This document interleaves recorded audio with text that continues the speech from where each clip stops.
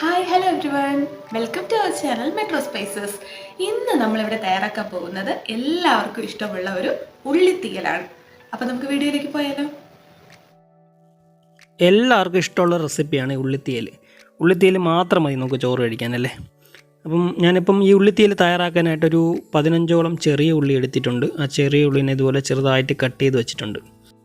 നമ്മൾ അടുപ്പിലൊരു കടായി വെച്ചു. ഇനി കടായി ചൂടാകുമ്പോഴത്തേക്ക് വെളിച്ചെണ്ണ ഒഴിച്ചു കൊടുക്കാം. ഇനി വെളിച്ചെണ്ണയൊക്കെ ഒന്ന് ചൂടായി വരുമ്പോഴത്തേക്ക് നമുക്ക് ഒരു 1/2 ടീസ്പൂണോളം കടുക് ഇട്ട് കൊടുക്കാം. കടുകൊക്കെ ഒന്ന് പൊട്ടി വരുമ്പോഴത്തേക്ക് നമുക്ക് കുറച്ച് വറ്റൽ മുളക് ആഡ് ചെയ്ത് കൊടുക്കാം. അപ്പം ഞാൻ കുറച്ച് വറ്റൽ മുളക് ആഡ് ചെയ്ത് കൊടുത്തു. ഇനി വറ്റൽ മുളകൊക്കെ ഒന്ന് മൂത്ത് വരുമ്പോഴത്തേക്ക് നമുക്കൊരു പച്ചമുളക് 2ആയിട്ട് കീറിയിട്ട് അതുകൂടെ ആഡ് ചെയ്ത് കൊടുക്കാം. നമ്മൾ ഈ ഒരു കറി തയ്യാറാക്കാനായിട്ട് കാശ്മീരി ചില്ലിയാണ് യൂസ് ചെയ്യുന്നത്. അപ്പം എരിവിന് വേണ്ടിയിട്ടാണ് പച്ചമുളക് ആഡ് ചെയ്ത് കൊടുത്തത്. ഇനി നേരത്തെ അരിഞ്ഞ് വെച്ചിരുന്ന ആ ചെറിയ ഉള്ളി ആഡ് ചെയ്ത് കൊടുക്കാം. ആഡ് ചെയ്തിട്ട് ഇതിനെ നല്ല രീതിയിൽ വഴറ്റിയെടുക്കണം. ഇതുപോലെ നല്ല രീതിയിൽ വഴട്ടുക. കുറച്ച് കറിവേപ്പിലൂടെ ഇട്ട് വഴറ്റി കൊടുക്കാം.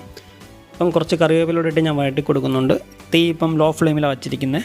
ഇനി നമുക്കൊരു നെല്ലിക്ക വലിപ്പത്തിൽ കുറച്ച് വാളംപുളി ഇതുപോലെ ഉരുട്ടിയെടുത്തിട്ട് ഇതിനെ ഒന്ന് കുതിർക്കാൻ വയ്ക്കണം. അപ്പം നമുക്കിതിനെ ഒന്ന് കുതിർക്കാൻ വയ്ക്കാം.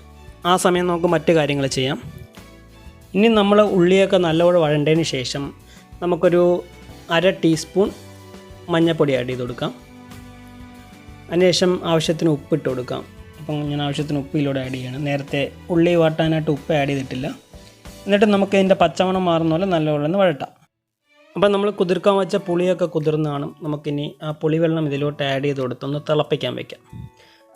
അപ്പോൾ അതവിടെ കിടന്ന് തിളച്ചോട്ടെ. നമുക്ക് മറ്റൊരു പാൻ വെച്ചിട്ട് ഇനി നമുക്ക് തേങ്ങയും അതുപോലെ തന്നെ മല്ലിപ്പൊടി, മുളക് പൊടി എല്ലാം വറുത്തെടുക്കണം. അപ്പോൾ ഞാൻ ആ പാനിൽ ഏകദേശം 1 കപ്പ് തേങ്ങ ആഡ് ചെയ്തിട്ടുണ്ട്. ഇനി തേങ്ങ നല്ലപോലെ വറക്കുക. ലോ ഫ്ലെയിമിലാണ് വച്ചിരിക്കുന്നത്. അപ്പോൾ കരിഞ്ഞു പോകാൻ നോക്കുക. ഇതുപോലെ ബ്രൗൺ കളർ ആയതിനു ശേഷം 1 ടേബിൾ സ്പൂൺ മല്ലിപ്പൊടി ആഡ് ചെയ്ത് കൊടുക്കുക. ഇനി നമുക്കൊരു 1/2 ടേബിൾ സ്പൂൺ കാശ്മീരി മുളക് പൊടി ആഡ് ചെയ്ത് കൊടുക്കാം.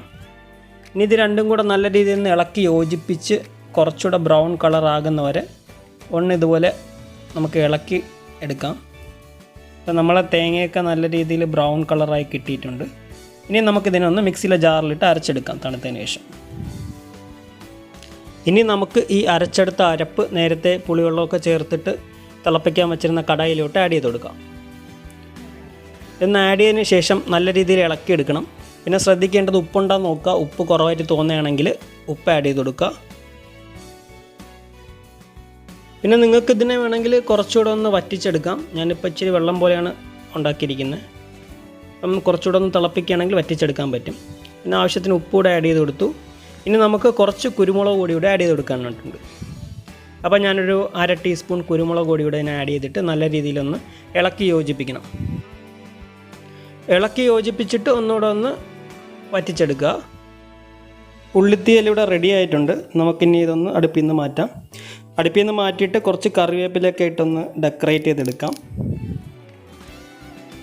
അപ്പോൾ ഇത് നല്ല ടേസ്റ്റാണ്. എല്ലാവരും ട്രൈ ചെയ്ത് നോക്കുക. ഈ ഒരു കറി മാത്രം മതി നമുക്ക് ചോറ് കഴിക്കാനായിട്ട്. ഇത് ഇഷ്ടപ്പെട്ടിട്ടുണ്ടെങ്കിൽ ഉറപ്പായിട്ടും നമ്മുടെ ചാനൽ സബ്സ്ക്രൈബ് ചെയ്യുക. നിങ്ങളുടെ കമൻറ്റുകളെല്ലാം അറിയിക്കുക. അതുപോലെ തന്നെ ഫ്രണ്ട്സിനൊക്കെ നമ്മുടെ ചാനൽ ഷെയർ ചെയ്ത് കൊടുക്കുക. അപ്പോൾ മറ്റൊരു റെസിപ്പിയായിട്ട് വീണ്ടും വരുന്നവരേക്കും എല്ലാവർക്കും ബൈ ബൈ.